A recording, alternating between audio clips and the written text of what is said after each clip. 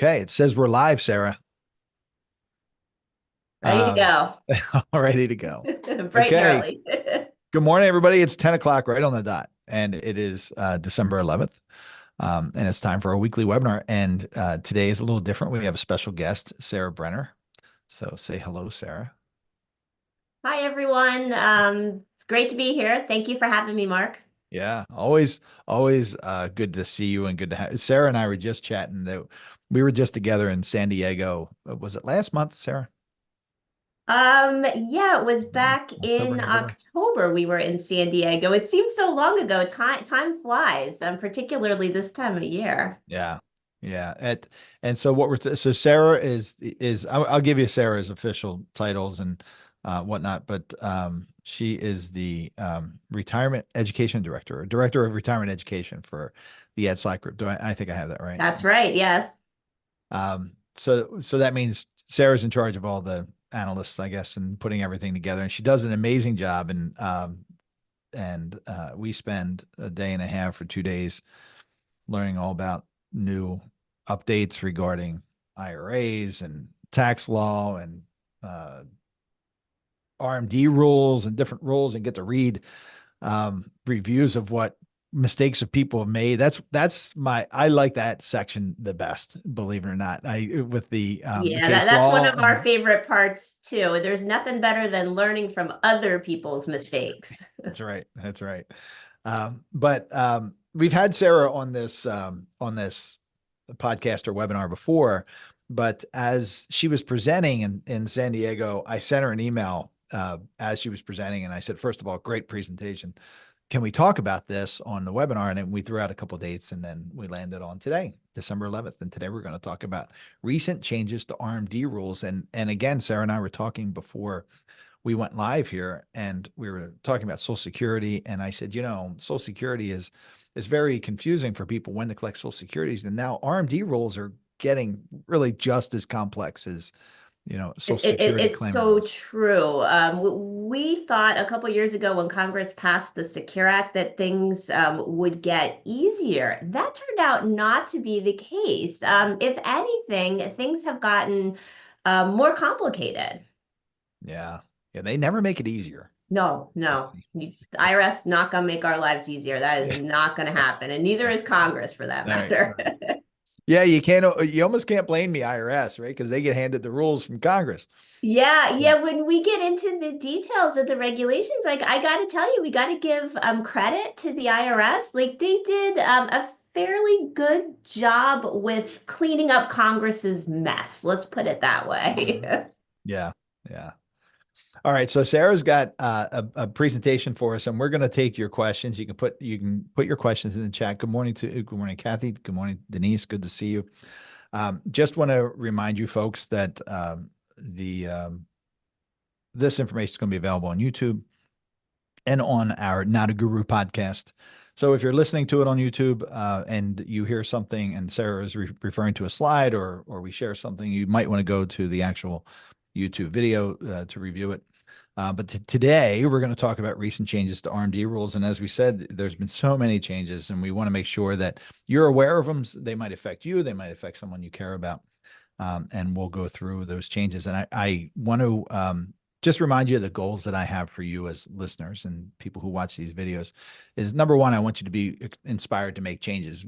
I'm aware that we do it differently than many folks out there. And I always talk about the 400 and some advisors who are associated with the Slott Elite Advisor Group, and really how that's changed everything for me and my practice and how I work with my clients. So I want you to be inspired to make changes. I want you to open your mind to different ideas and different ways of thinking about planning and investing. I want you to stay educated. Use channels like this as education. Again, it's not specific advice. You should not be taking advice from podcasts, YouTube channels, or even this one, but use it as education. Advice is very specific and should be really one-on-one. But staying educated allows you to feel confident in the plan and strategies that are put in place, and you want to listen often so you can stay updated, so you can make adjustments along the way, because things change like RMD rules, right, Sarah? That's right. That's One right. thing that we can say for sure about the rules for retirement accounts, they are always changing. It's never a dull moment. And and everybody, people who have been listening for a long time, hear me tout the value of the Ed Slott Group all the time.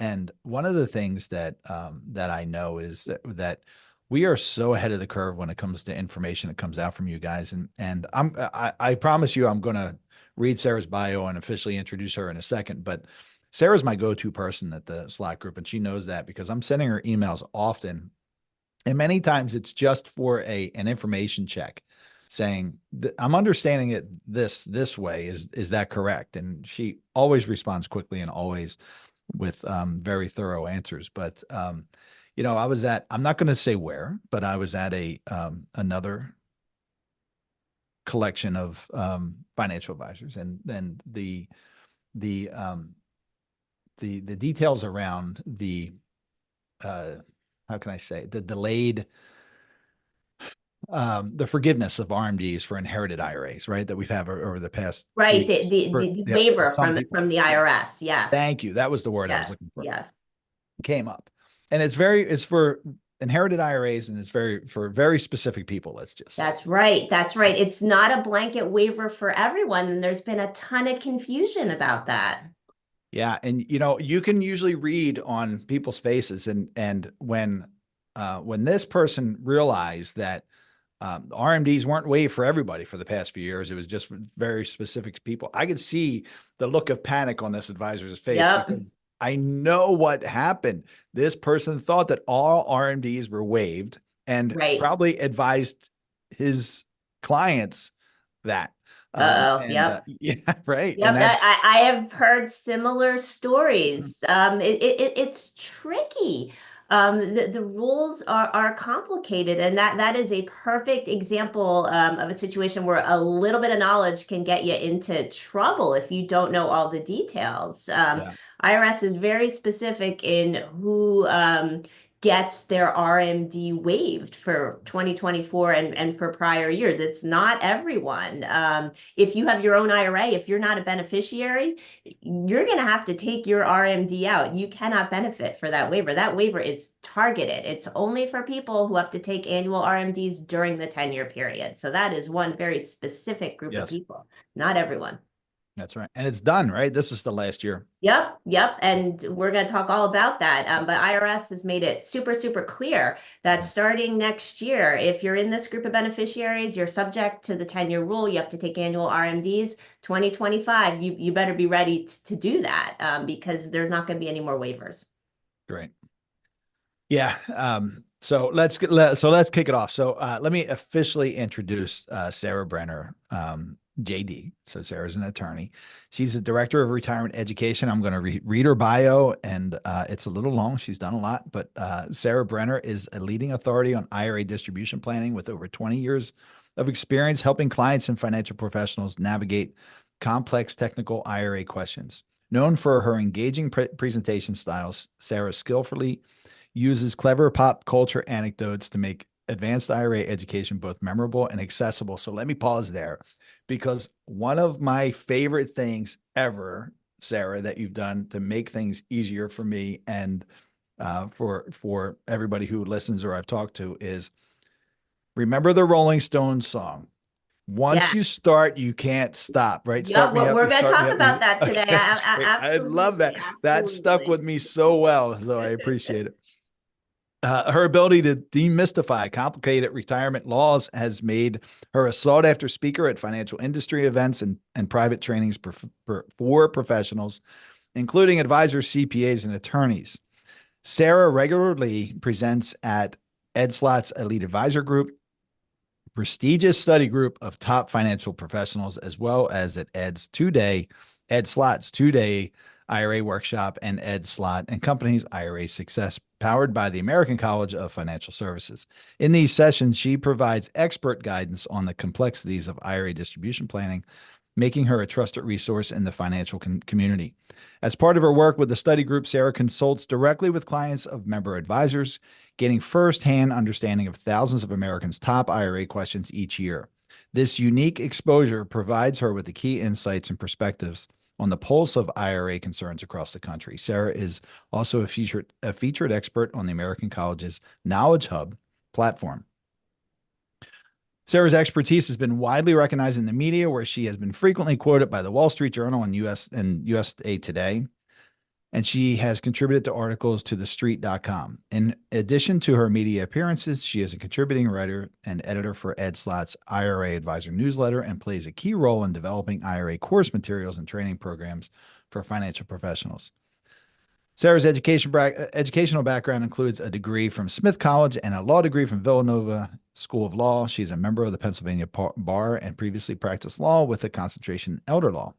For 15 years, she was a senior consultant with PMC Pension Management Company, an independent IRA consulting firm serving financial organizations nationwide. Wow.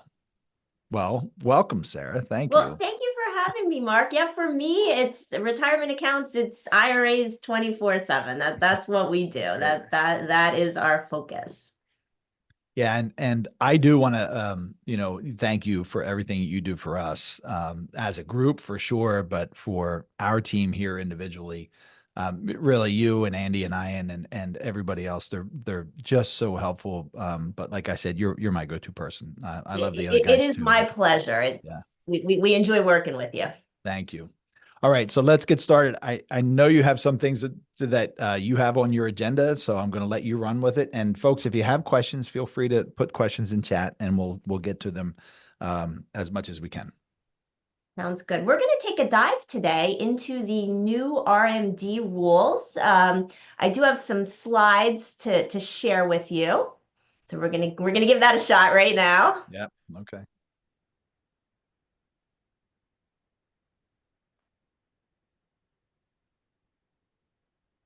Okay.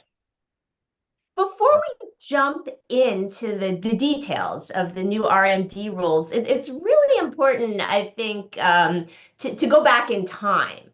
Let's go back 5 years ago, almost exactly 5 years ago, Congress passed the Secure Act. That was in the waning days of 2019.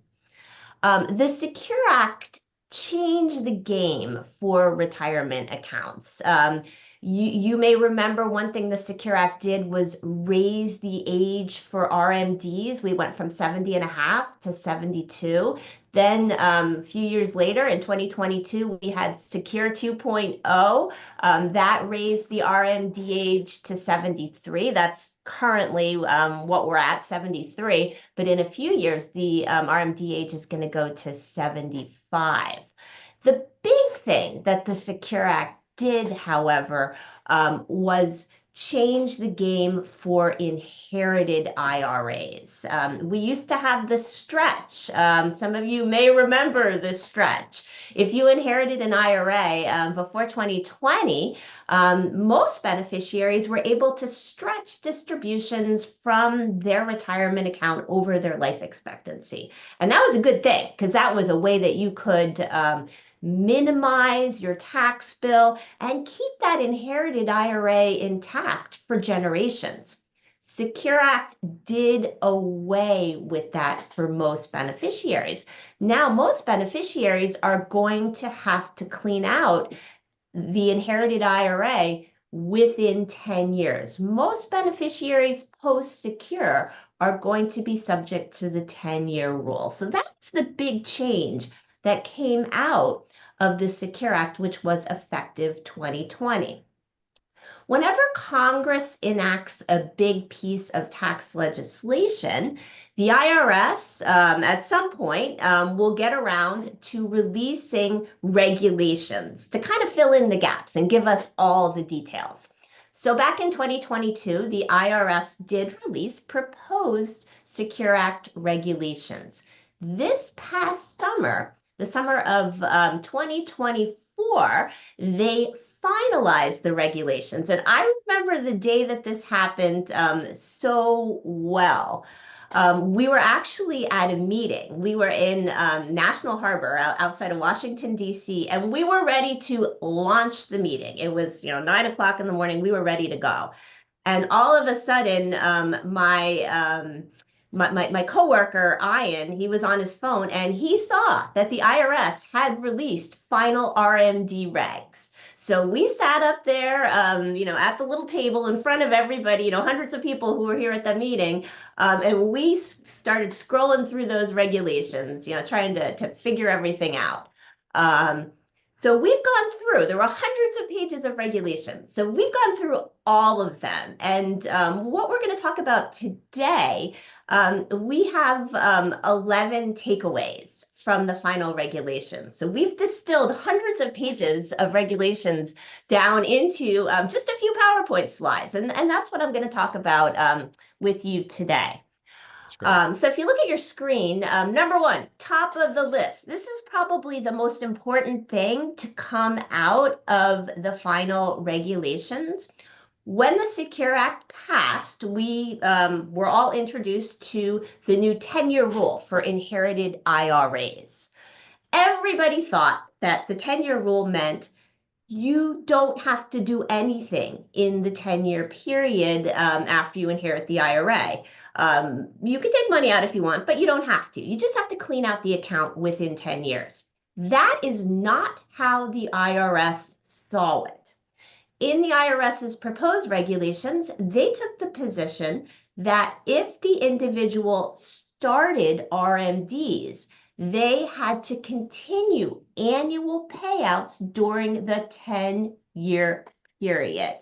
And as Mark mentioned a little earlier, I remember that by thinking about the Rolling Stones song. Probably many of you are familiar with the Rolling Stones song, If You Start Me Up, I never, never, never stop. Well, that is how the IRS's at least as rapidly rule works. What the IRS is telling us in the final regulations is if the IRA owner started taking RMDs during the 10-year period, those RMDs have to continue. And again, that's the IRS's at least as rapidly rule. So if you inherit an IRA, there's a good possibility you're going to be subject to two rules, the 10-year rule and the at least as rapidly rule. On the screen, you can see the little purple gremlin. He's our reminder. He's our ALAR, at least as rapidly rule gremlin. When he pops up, annual RMDs are required. Now, I want to point out, what if you inherit a Roth IRA? You may know that if you have your own Roth IRA, you don't have to take RMDs while you're alive. That's a huge benefit to going with a Roth. So if a beneficiary inherits a Roth IRA, they do not have to take RMDs during the 10-year period. The RMDs never started, so they don't have to continue. So that's an important thing to keep in mind. That makes Roth IRAs, which were always attractive, more attractive than ever. So that's really the big change that came out of the final RMD rules. We now have confirmation that the at least as rapidly rule is going to apply. Now, Mark and I were talking a little earlier about the waiver that was put in place for this RMD during the 10-year period for 2024. Because of all the confusion, IRS has waived these annual RMDs during the 10-year rule for 2021, 2022, 2023, and now 2024. As we talked about a little earlier, that's going to change next year. So if you are a beneficiary in this situation, you're going to want to make sure that you take your RMD. And you know what? It's not a bad idea to take even more than your RMD. Why? Because you're facing a 10-year deadline. You got to get the account cleaned out within 10 years. If you inherit a traditional IRA, the money that's coming out is going to be taxable. So you want to potentially do some planning. You want to make sure that you get that money out in the years when it's most advantageous to you from a tax perspective.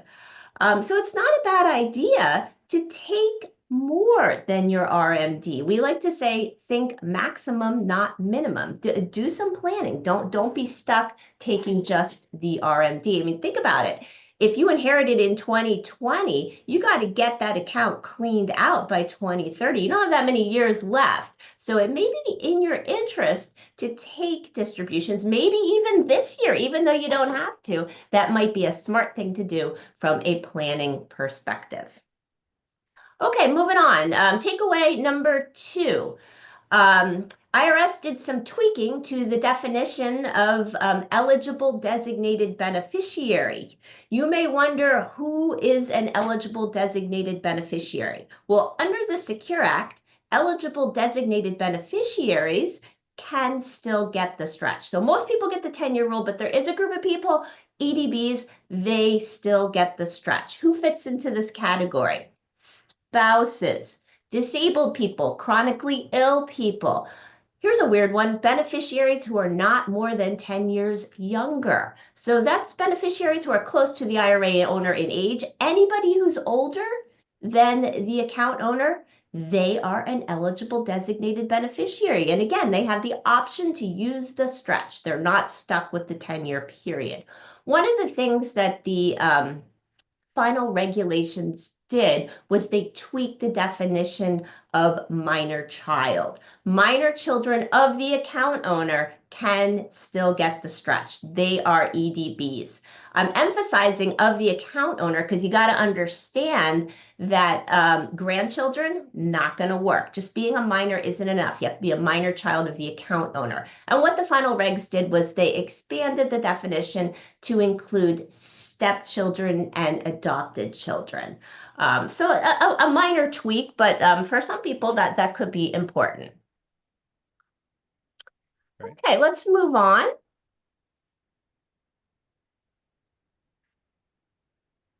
All right. While you're going to the next page, I'm There gonna we go. yeah, that's okay. It I am wasn't, it watching. wasn't I am going. watching for questions, just so you know, Sarah. So if Okay, anything pops okay. Do up, you want I'll to take interrupt you. questions as we go, or No, do no, you... no. I don't see any yet, but yeah, we'll take them as we go. Okay, If you okay. want, Sounds I'll good. see. We'll see. I'm just letting you know that I'm watching. Okay, great, great. Yeah, I'm happy to answer any questions that come up.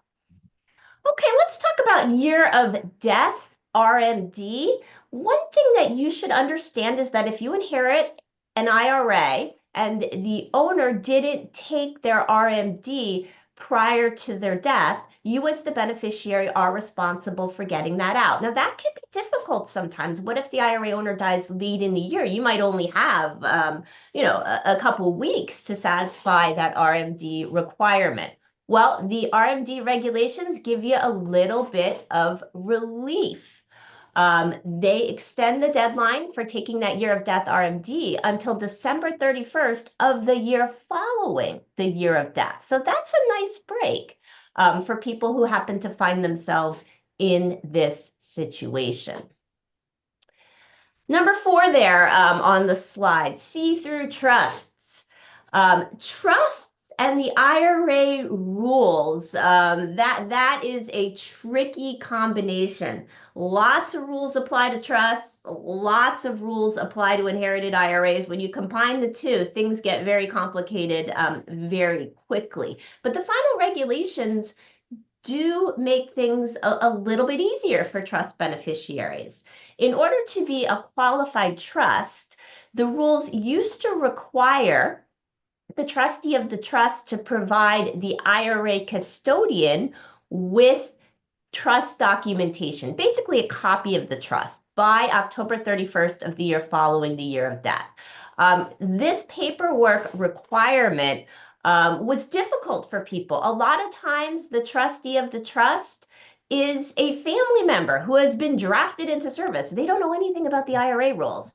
So this was a requirement that was often missed, and as a result, people had to clean out inherited IRAs a lot faster than they would have if they would have satisfied the paperwork requirements. So some good news from the final regulations: they tossed this paperwork requirement. Now, if you are a trust beneficiary for the trustee of the trust, when it comes to inherited IRAs, you don't have to worry about getting that paperwork to the IRA custodian. So they've done away with that, and I think that will be helpful for people. For sure. Okay, moving on. You can see number 5 has a big red X across it. There used to be a requirement in the proposed regulations where if an eligible designated beneficiary older than the IRA owner inherited, you had to monitor two different life expectancies. I guess that was too confusing even for the IRS.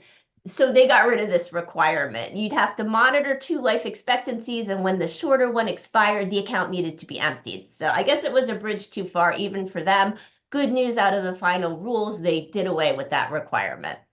They did keep number 6 there on your screen, however, hypothetical retroactive RMDs. This is just insane.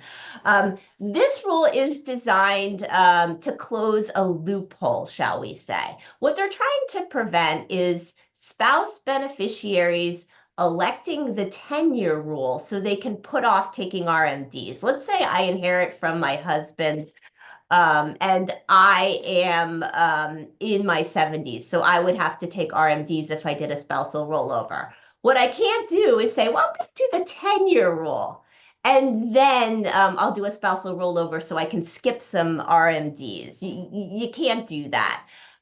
So what the IRS says is, well, if you do that, if you elect the 10-year rule and then you do a spousal rollover and there were years where you should have had to take an RMD, we're going to make you take them, or we're going to call them hypothetical retroactive RMDs.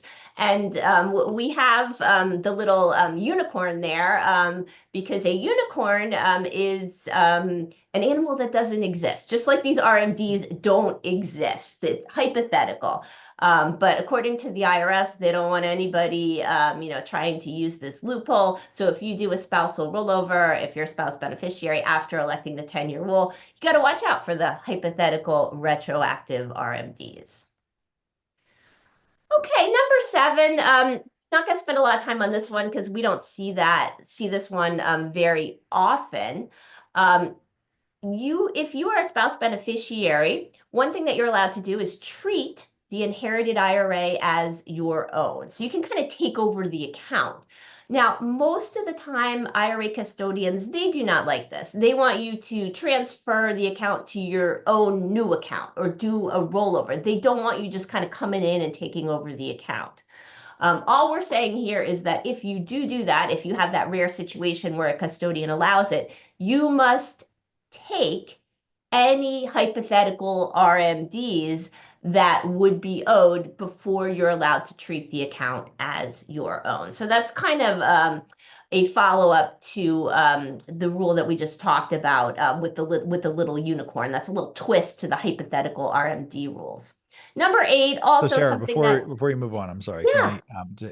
So I find this one creates some confusion sometimes. The surviving spouse treating the IRA as their own.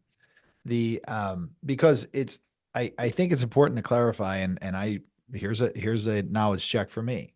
So my understanding of the treating it as your own, I have an account at Charles Schwab, let's just say, that ends in 3879, and I pass away. And my wife comes in and says, okay, that's now my account, same account number, same. And it kind of just gets retitled for her. Right. And that's Right. much different than my wife has an IRA of her own that has a completely different account number. And she takes my IRA that she inherited and rolls it into her then IRA account. So they sound kind of like the same thing, but they're two different things, right? Yeah. And you know what? You end up in the same You place no do. matter how you do it. If you come in and you treat the account as your own, or if you move the money to your own IRA, what you're going to end up with is are funds that are going to be treated as if they were always your own IRA, and they're subject to the regular rules, not the inherited IRA rules. But you're exactly right. There's a couple different ways to get there. You could treat it as your own. You could do a transfer. You could do a rollover. Any of those options are perfectly valid. Treat as your own. It's kind of crazy because the regulations spend a lot of time talking about quote unquote treat as your own, where you just kind of come in and take over the account. And from what I've heard, and I don't know if this has been your experience, I've found many IRA custodians aren't so keen on that way of doing a spousal rollover. Yeah, I've never done it. It's Yeah, because it's so much easier to do it the other way. It's just right. either inherited IRA or roll it into your own. Right. It's just much easier. So I've never done it. Just Yeah, avoid the we problem. talk about it because the regulations talk Uh-huh. about it, but I think out there in the real world, what you're going to see is exactly what you're describing, where the funds will go into a new or existing IRA set up for the surviving spouse. Treat as your own just doesn't seem to happen out there. Yeah, and it's there are, I don't want to get off topic, but there are a lot of just weird things out there, right? Like I always have conversations with clients like when they say, "Well, what's the difference between a where it says traditional IRA, contributory, or rollover IRA? Are they treated differently?" And these names still exist out there, but maybe you can talk about that for a second. But um, they're really all treated the same way. Yeah, yeah, no, it's a really good point. A traditional IRA is a traditional IRA is a traditional IRA. And, when it comes to the rules, it doesn't make any difference whether it's funded by a rollover or funded by tax year contributions. It doesn't matter if it came from an employer plan and got rolled to an IRA. It's all the same. And I think custodians, IRA custodians, financial organizations add to the confusion because a lot of times they do label these accounts. This is a contributory IRA. This is a rollover IRA. Doesn't make a bit of difference. We get tons of questions. Well, can I combine these accounts? Sure, go ahead. You're gaining nothing by keeping them separate. So if you have Right. a whole bunch of IRAs, you might want to simplify your life and put all your traditional money in one place. Yep. Yep. Good point. Okay. All right, moving on. Number 8 there on your screen, the still working exception. Probably a lot of people out there are familiar with the still working exception. This is a rule, really important to understand. It applies to plans. It does not apply to IRAs. Once you hit 73, you got to take your RMD from your IRA. But if you're participating in a plan and you are not a greater than 5% owner, you are permitted, if the plan allows, to delay RMDs until you retire. And we call this the still working exception. The final regs made a very, very minor tweak in the rules for the still working exception. They allow it to be used when an employee participating in a multi-employer plan leaves employment with one participating employer and takes a job with another. So kind of a minor tweak here. But the still working exception, that's something that does affect a lot of people. Again, the one thing I want to emphasize is that it's a plan thing, not an IRA thing. And you said something really important there. If your plan allows it. Yes, Yeah. yes, most plans do, but not all. And the other important limitation that it's really critical to understand is the still working exception is only available if you own less than 5% of the Mm. company. If you own more than 5%, it's off the table. And, we get a lot of questions from people, they own their own business. Mhm. And they want to use the still working exception. It's not going to work if you own your own business. You have to be a less than 5% owner to take advantage. Yeah. Great point. Okay.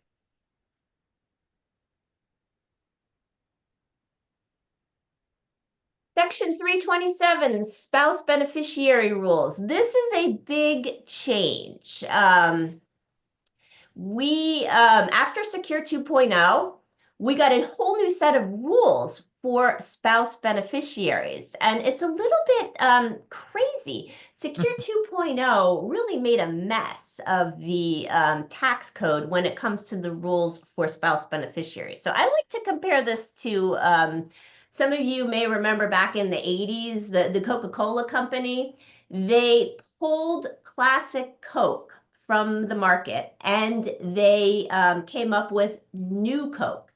And you may remember New Coke was a big disaster. There were protests. People poured the New Coke down drains. They were stockpiling classic Coke. So what happened in response? The Coca-Cola company brought back classic Coke. So kind of the same thing happens here. In Secure 2.0, Congress ransacks the tax code. They change the rules for spouse beneficiaries. They create a mess, like New Coke was a mess. So what happens? IRS does some cleanup. IRS comes in and they basically reestablish the old rules for spouse beneficiaries with a twist. We call this Section 327 because this is that's the part of Secure 2.0 that these rules come from. What these rules allow would be a spouse beneficiary who inherits from a spouse who dies before their required beginning date. That spouse beneficiary can delay RMDs until their spouse would have been age 73. And then when they have to take RMDs, they can use the uniform lifetime table rather than the single life expectancy table. Why does that matter? Well, when we're calculating RMDs, we use different life expectancy tables. We use the uniform table for lifetime RMDs usually, and we use the single table for inherited RMDs. Uniform table uses 2 life expectancies, so it's going to give you smaller RMDs, so it's advantageous.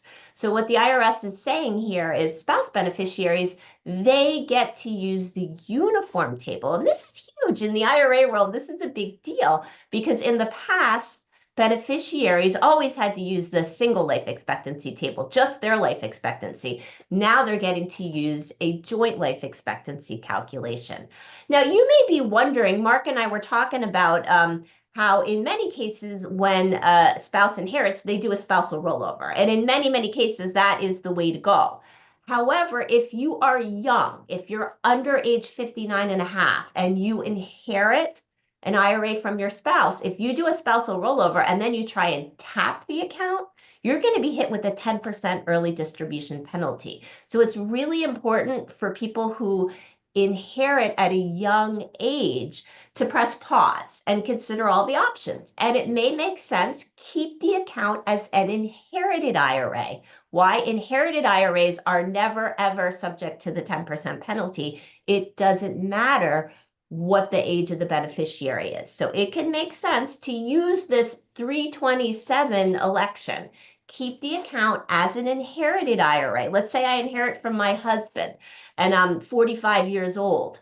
If I put it into my own IRA and I take a distribution, if I need that money, I'm going to be hit with the 10% penalty. If I keep it as an inherited account, I don't have to take distributions until he would have been 73. So if he's around the same age as me, that could be decades down the road.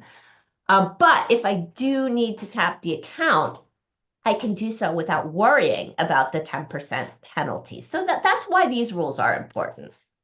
And let me point out a couple key points here. So as I'm looking at the slide, this is another layer of confusion because the first item reads for deaths before RBD required beginning date.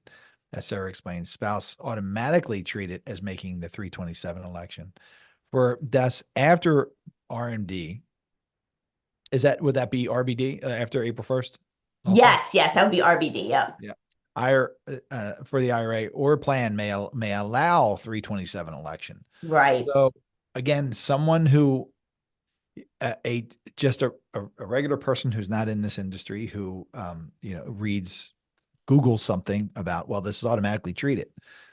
If you even understand what 327 election is. But that's automatic. Where if you just cross over, technically really a day, right? April 2nd of the year following the year.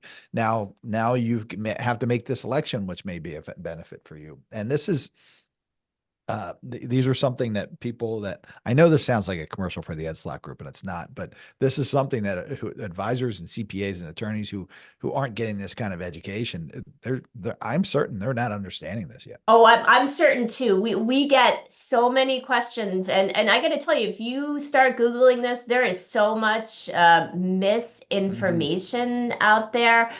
This rule is so confusing. There's a lot of just plain wrong information out there, and a lot of CPAs, a lot of attorneys. This is pretty, niche. They just don't know these changes. Right. We are very specialized. So this is, our focus. Like I said, it's IRAs 24/7. So we have the luxury of time to take a deep dive. So I think we understand these rules probably better than anybody. Yeah, that's for sure. And when I come back from the training events, my manual is always full of post-its. Like I put post-its on the pages that I want to pay attention to and be able to refer back to. And this was a big section.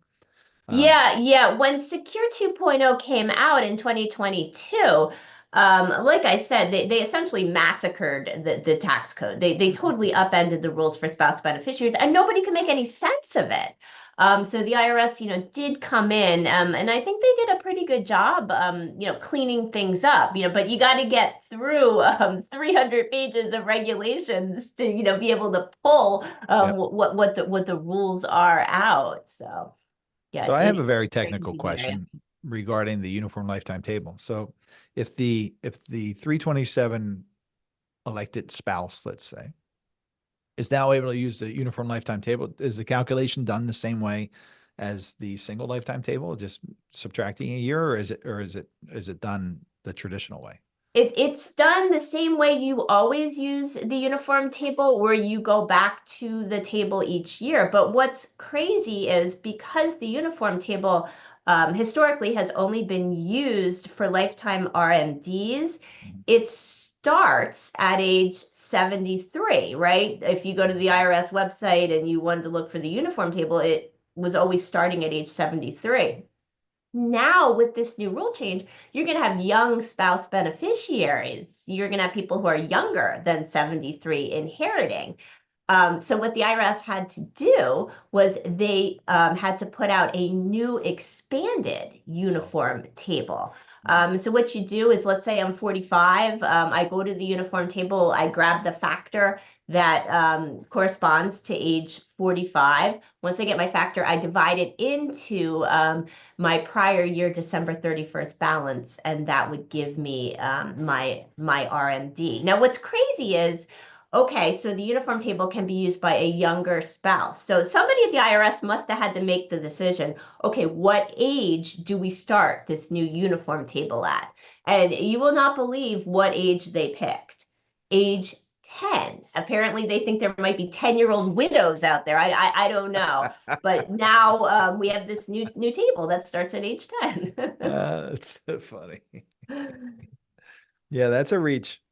Yep, yep. I guess they had to pick an age, and Yeah. that's what they picked. So we actually put out our own version of the new uniform table, and people have said, "Well, why did you start at age 10?" And we're like, "Well, that's not us. That's the IRS's decision." Yeah, that's funny. But it is good news for spouse beneficiaries, because previously they had to use the single table, which, would result in bigger RMDs. So this is helpful for spouse beneficiaries. Now you get to use the uniform table, which results in, slightly smaller RMDs. Yeah, great. Okay, excellent. Okay, big picture. We've gotten kind of into the weeds here, talking about all the details, all of the nitty gritty of the new RMD rules. What I'd suggest you do is take a step back. Um, I'm sure Mark has heard my story before. When I do training, I like to talk about the Bill Murray movie Meatballs from the 70s. This is one of Bill Murray's first movies, and in it, he's a camp counselor. And and every year, the camp he works at, they have a competition with the rich kids camp across the lake. So to get the campers psyched up, Bill Murray starts a chant. He says, "It just doesn't matter. It just doesn't matter." After going through all of these RMD rules, I am going to quote Bill Murray. It just doesn't matter. If you're thinking big picture, if you're thinking about the best planning strategy, you don't want to get bogged down in the details of the RMD calculation. You want to think maximum, not minimum. Instead of RMDs driving distributions, you want to let tax planning drive the distribution planning. This is the perfect time to think about Roth conversions. Move money sitting in traditional IRAs to Roth IRAs. Do some converting. Yeah, there's going to be a tax bill in the year of the conversion, but with Roths, you avoid all sorts of problems. You never have to take RMDs during your lifetime. Your beneficiaries, if they're subject to the 10-year rule, they don't have to take annual RMDs during the 10-year period. Think about it. You inherit a Roth IRA, let it sit. Let those earnings grow tax-free. Everything you take out is tax-free. Beyond Roth IRAs, not a bad idea to start thinking about other types of distribution planning. Traditional IRA money is all going to be taxed when it comes out. It's best to think about the best times to tap that account. Take distributions from traditional IRAs when it works best for you from a tax perspective. You know, buy life insurance, pay the tax bill, get the money out of the traditional IRA, buy life insurance. Life insurance, not taxable. Also, for those of you who are over age 59 and a half, but not yet at RMD age, we like to call that the sweet spot. That is the perfect time to do some distribution planning. You're not subject to the 10% penalty if you take money out, but you're not forced to take RMDs. So you got a lot of flexibility. That's a great time to take money out of a taxable traditional IRA and then buy some tax-free life insurance. It's a great time to do some converting. So we like to say the RMD rules, they are tricky, they are complicated. You don't want those rules dictating what you do. Don't let Uncle Sam dictate when you take money out of your IRA. Set your own schedule. Do it when it's best for you. Think about this 10-year rule. Let's say you inherit an IRA, you're subject to the 10-year rule. You inherited back in 2020. Okay, you got to take annual RMDs, the IRS is saying, but they waived them for 2021, 2022, 23, and 2024. You still got to clean the account out by 2030. So it may be smart, start taking money out in a way that works for you from a tax planning perspective. Yeah, great stuff. Really good. And they can't say enough about Roth conversions and one of the Sarah, are you done with your slides? Yep, that's it. Great. Thank you very much. Do you want me to stop share or are you going to stop sharing? Oh, I will stop sharing. There we go. I tell this story all the time, usually at the opening of events or if I'm talking about the certainly the opening of events and classes, but back in 2012, I think it was, I was a newly minted certified financial planner, feeling really good about myself. And I saw Ed on TV, and Ed does a lot of fundraising for yeah, he's been very involved with PBS for PBS, years. Yeah. Yep. And I attended a session in Newark, New Jersey, and I was within the first hour. It was kind of a smack on the forehead kind of moment. Like I've been missing so much, and that tax planning part that Sarah just talked about, the big picture, because we love the details. Sarah and I kind of geek out on these kind of things, right? This is what we enjoy. Yeah. I mean, we it sounds crazy, but we love going through the code. I find the regulations interesting. We are sticklers for details. Absolutely. And that's all important because you help people out of jams or save them from getting in jams and save them significant amounts of money, hopefully over years. But these what I learned from Ed and the team is these tax planning tools that, again, I wasn't considering prior to 2012. And it's, as I said, it's changed everything. Just Roth conversions, properly using life insurance, something I used to honestly rail against. And I'm not embarrassed. It was where I was, but I wish I would have known sooner. Like so many people who come to us and say, I wish I would have known about this sooner. That's how it was for me. I mean, life insurance, it's not for everybody all the time, right. but in certain situations, it can be a valuable tool. Yep. Yeah, I can't remember Ed's quote. I have it on my website actually, but And let me just give me a second and I'll pull it up because I think it's really valuable here. And you might know it. I'm talking about the most underused, utilized part of the He's tax got a code. lot of quotes. Yeah, I know. You don't know all of Ed's quotes. You would think I would have them memorized by now. Ed's quote about life insurance is, as a tax advisor, I have to constantly remind people that the single biggest benefit in the tax code is the tax exemption for life insurance. There's no question that that's the way to keep most of your money, if not all of it, protected from taxes forever. Really great.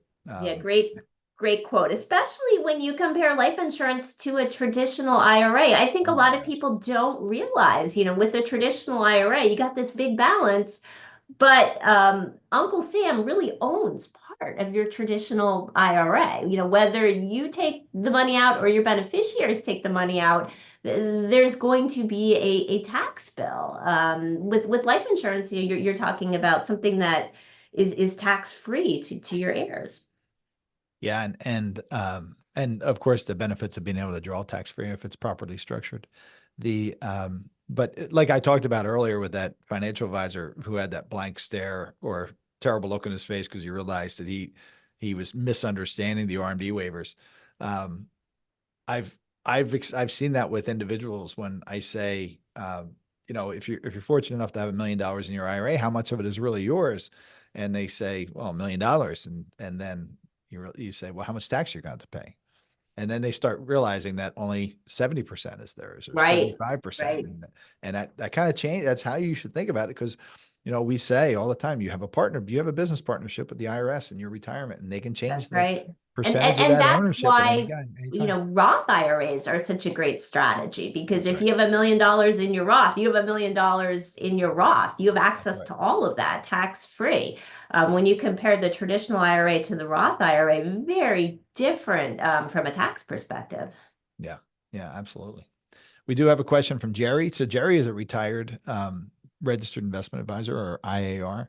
And this is a really good question because there's some key data points that are going to drive this answer. So let me read this to you because I don't think you can see it, Sarah. Jerry asks, a mother died in 2020 at age 53 and left an inherited IRA for her 20-year-old son. What are the RMD rules? Do 10-year withdrawals apply? Did you get that Okay, so information? mom was 53 before her required beginning date, it sounds like, right? in 2020, yes. Okay, So so she she's passed in 2020 at age 2020, 53. 53. Okay. Son is 20 years old. 20 years old. Okay, that's an interesting one because the son, he is an EDB, right? He's an Mhm. eligible designated beneficiary because he's a minor child of the IRA owner. He's 20, so, he's almost not a minor, but he is still considered a minor. So he would have two choices because he's an EDB that inherited prior to with the IRA owner dying prior to their required beginning date. One would be to go with the stretch until age 21, which isn't very far in the future. And then if he does that, he's turned RMDs on. So remember our Rolling Stone song. They would have to continue then because once he reaches age 21, the 10-year rule kicks in, right? Yep. And then he would need to continue taking those annual RMDs during the 10-year period. His other option is, and maybe this is a better way to go in this case, because the IRA owner died prior to their required beginning date, an EDB can also choose the 10-year rule. If he chooses the 10-year rule, she died before a required beginning date, RMDs never were turned on, so he could have complete flexibility, 10 years, no RMDs. So that's an interesting case study with two different ways to go. Yeah. Yeah, that is interesting. And we Sarah mentioned this a couple of times, but I'm going to say it again because this gets stuck in people's minds. When you're talking about RMDs, that's the minimum amount. So if your RMD is $10,000 a year and you want to withdraw $50,000 in a year, you can, right? As long as you Yep. want to satisfy that minimum. Yep, People yep. think As it's long as kind of you take the minimum, you're not going to get in trouble with the IRS, but it may be smart to take more. Or you and if might there need, is no, I'm sorry, go ahead. If there is no RMD in that 10-year period, you can still withdraw money during that 10-year period. Yeah, You yeah, don't and even have to wait. hopefully you're Right. you're doing that, right? If you Yeah. inherit a traditional IRA, I don't think it would be very smart planning to take nothing out and then take a huge distribution in year 10. That would probably be a serious tax bill. Yeah. Yeah.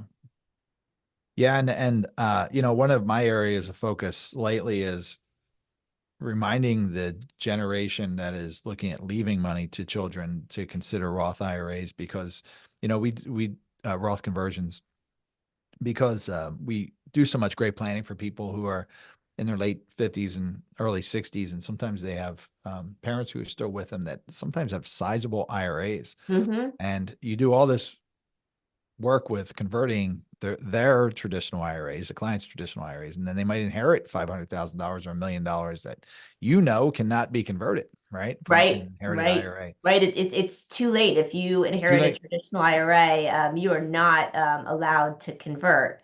Yeah.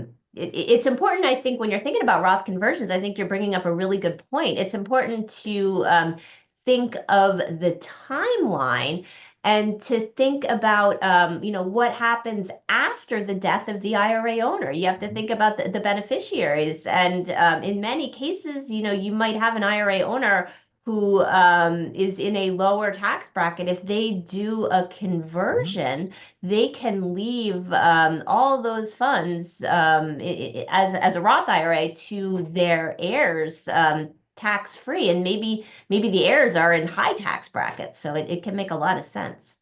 Yeah, I've even had discussions with future heirs saying if your parents have an issue with paying the tax bill, you can offer to pay the tax because you're going to pay it at some point, right? And it's Yeah, likely yeah, it's likely to absolutely. be Why not higher if pay a that's going to get smaller the deal one done. rather than a bigger one later? That's Sure. right. Yeah.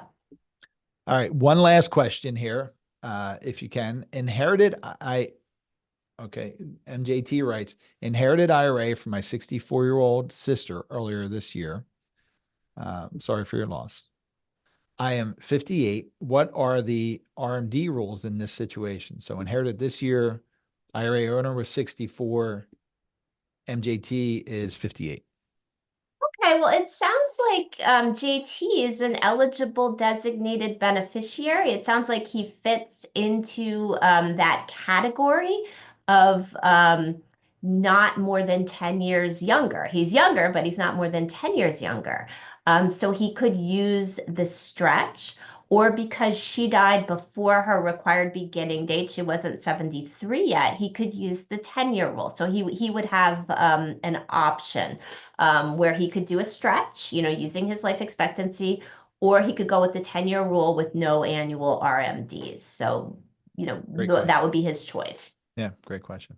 And again, MJT, you can if you're stretching your IRA, so you use that life expectancy table and take those required minimum distributions. It doesn't mean you're locked into that schedule. You can take out more if you need to along the way. Well, it is 10:57, Sarah. Anything else that you would like to say? Just to wrap it up, we've talked about this, but I think it's worth saying again. It's good to know the rules.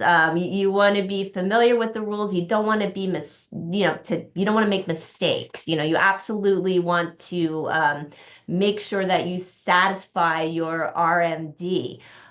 But you want to keep the big picture in mind. You want to think about Bill Murray. It shouldn't matter. It just doesn't matter if you're doing it right. You should be thinking about your own tax situation and planning accordingly. Take distributions on your schedule, not Uncle Sam's.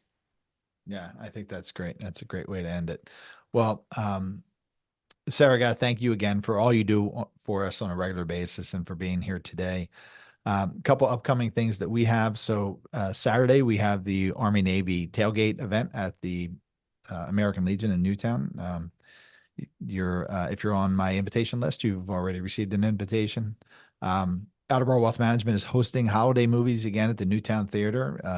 So I guess tonight is um, Christmas Vacation. Last night was Bells of St. Mary, and then we have another one coming up at the end of the month, Little Women from 2019. So that's always fun. Have you ever been to the Yeah, Newtown oh, one of Theater? my favorites, Little Women. I love that. I Yeah. also love Christmas Vacation too. Yeah, you should come out. I don't remember what date it is for the Little Women. It's at the end of the month. It might be the Okay, yeah, 29th or let me something like know. that. Yeah. We're not that far. Yeah. It's one of my daughters, probably her favorite movie. So that's why it's in Yeah, the yeah, lineup my this year. daughter as well. Such a Yeah. good movie. Oh, well, come out and see it. My treat. Um, on January 22nd, we have Andy Ives, Sarah's partner on the Ed Slott Andy's Advisory Group. amazing. He is That'll be amazing. great, I'm sure. Yep. And there are no webinars until after today, until January 15th. It just is working out that way, folks. I've got conflict next Wednesday, and then the following Wednesday is Christmas, and then the following week I'm away. I'm taking some time off. So I won't be back until January 15th for our next webinar. So what we've decided to do is we're going to send you some recordings of our greatest hits, and hopefully you can watch those along the way. But Sarah, thanks again. I know I'll see you soon. Before we know it, we'll be in Atlanta or Yeah, wherever the next time place is. flies. Thank Yeah, of you so much for having me. It's been a lot of course. fun. Of course. Thanks for everything. And thanks for everybody who tuned in and asked questions. And have a great holiday, everybody. Take You care. too. Happy holidays. You too. Thanks, Sarah.